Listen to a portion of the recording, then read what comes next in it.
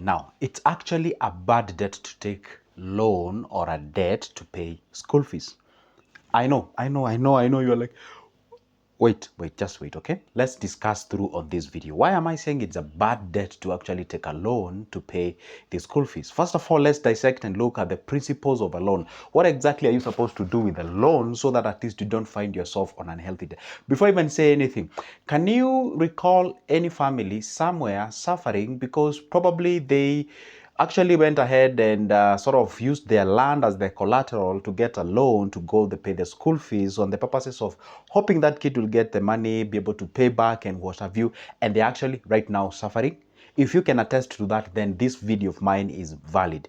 Let us discuss through what exactly are the principles of a loan. What are you supposed to do with it? Let me tell you one secret. One thing that you're supposed to do with loan, and this is where most of the people get themselves on the wrong end, is that the moment you take a debt, the moment you take a loan, or call it a loan or a debt, whatever the thing it is, okay, you are supposed to channel this money towards an area where it's generating cash.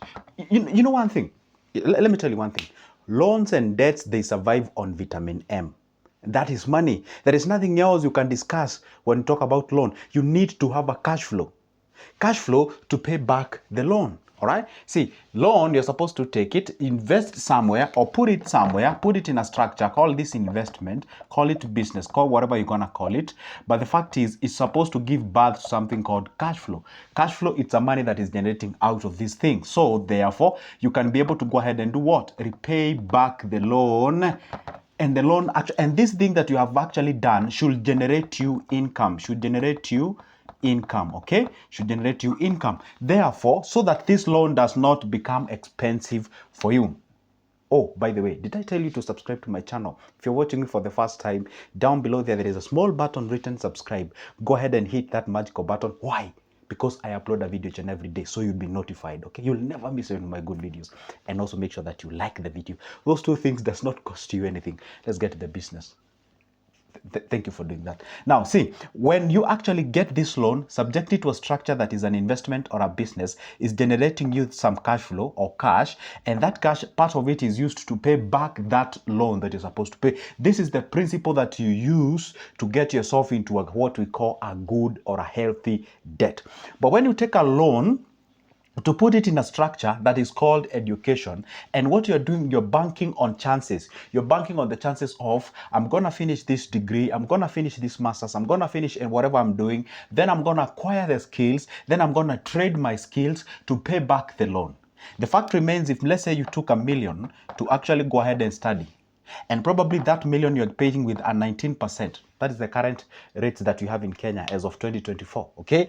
19%. Can you imagine how much you're going to pay this? And maybe this loan goes for a couple of years because the education loans goes for a couple of years. Then it means probably you're going to pay double or even more than double of this amount of money. Therefore, it becomes more expensive to acquire education using that loan.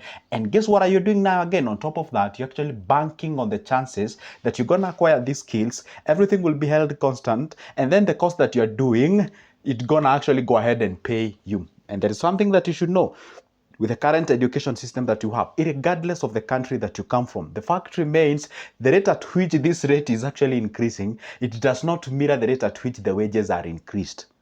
If someone is paying you, or if someone is asking you an interest of 19% per year, tell me, at what rate does a salary increase? For example, let's say you go into a job market at let's say you're even lucky. You get into a job market, let's say you start with a starting salary of 40,000. Probably this is the starting salary of teachers in Kenya. This is like $400 or something, you know, when you graduate for the high school. But I stand corrected. This is the last figure that I had, okay?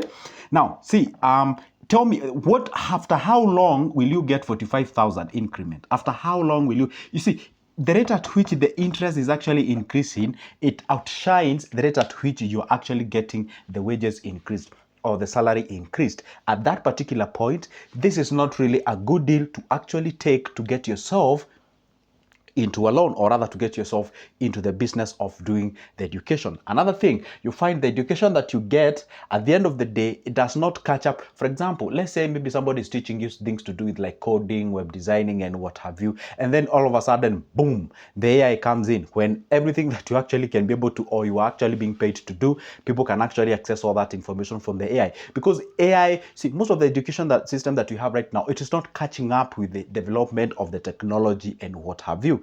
And I have seen people languishing in poverty on the basis of them taking this loan to go do the studies. Somebody maybe probably, and I gave an example out there, and I promised I'm gonna make this video, and by the way, it's because of you guys who've told me, hey, go ahead and elaborate on this video because we'd like to get more information on that. And then you find a family somewhere, they are struggling to even feed themselves, and this is some of the information, or this is some of the wrong decision that people take. You find a family somewhere struggling, and you maybe say, there is this notion of getting a quality education, getting a better education, and all those kind of things, to a point whereby you even deny other basic living human beings, things that you're supposed to get on the basis of you acquiring that quality education and what have you. Or you find some people are taking their children to a school that they can barely afford.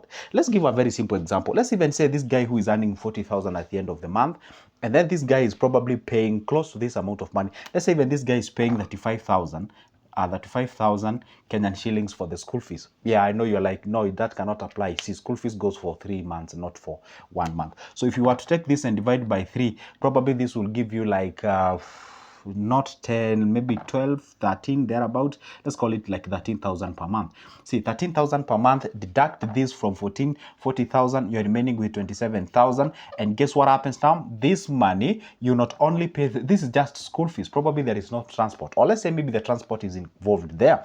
Then you have to do the other upkeeps, the food, the shelter, the clothing, the bills, the what have you, all other things. And then you realize probably this money is not even enough to actually cater for this stuff. Guess what happens now? Because you want to take your kid to that school, and one thing is that, hey, you know what, maybe your peers, maybe your friends, your neighbors, whatever, they're taking their kids to that kind of a thing, because where you live dictates what you do, where you shop, what you do your things. All right, so say you take that kid to that specific school, so therefore if you're struggling here, maybe let's say you are short by 5,000 or something, or whichever the amount of money, therefore, it means that you have to borrow for you to actually cater for that specific thing.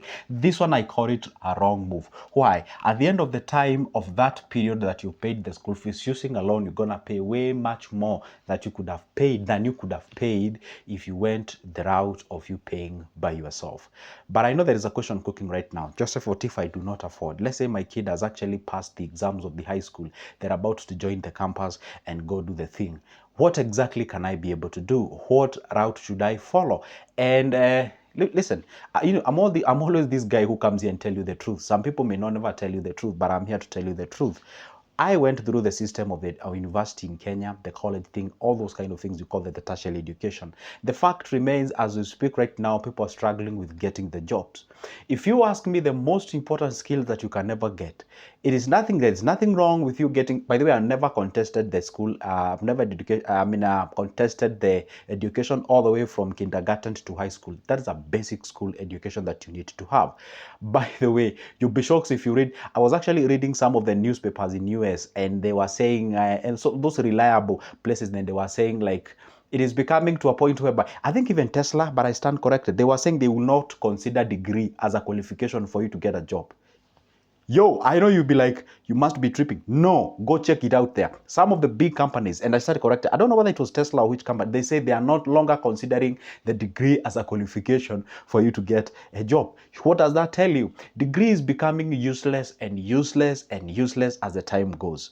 It was used to be useful back then, but the problem is that the current system that you have with education, it is not catching up. They're not teaching AI. They're not teaching about this financial literacy. They're not teaching about how to invest, the bills, the bonds, how to manage your finance. They're not catching up with it. For example, in Kenya, they're about to pass what you call the 2024 financial bill or finance bill, whatever the thing it is, okay? So the point is, that means that a lot of people are going to get into problems, all right? So how exactly do you manage yourself? Do you catch up with the current affairs that is happening out there? They don't do that. For example, as we speak right now, the mainstream media is about to go off-board, is about to be rendered useless. Why? Because statistics in the US, they are saying that this election of this year of August, not August. They usually hold the elections on November 8th, if I'm not wrong, thereabout. They are saying it will be the last election that will be majorly covered by the mainstream media. The other subsequent coming elections will be covered by the social media. Can you imagine that? People are no longer turning to the CNN, the BBC, the Citizens of Kenya, the NTVs, the whatever. Those are great channels. We used to watch them. They are amazing. I love them. But the reality is, people are no longer watching. For example, myself, I think I have close to 2 years now since I ever watched my TV last. I don't watch that thing, okay? When I say TV, I don't mean like I never tune on my TV. What I mean is like watching this cable news, like you get the traditional, the mainstream. I don't watch them. What I usually do, I can be able to catch up the news from, say, X, the Twitter, the YouTube, the TikTok, the whatever the places. That's the reality. And see, now, what does that tell you? They have to know exactly what is going on and they have to adjust themselves. And that's why you find most of them, you can even find a whole big media station, probably the biggest on earth. They are on TikTok. Why? Because that's where the population is. That's where they need to show up. You know, and that is a crisis. Probably I'm seeing at it from a point of they might actually be forced to fire people.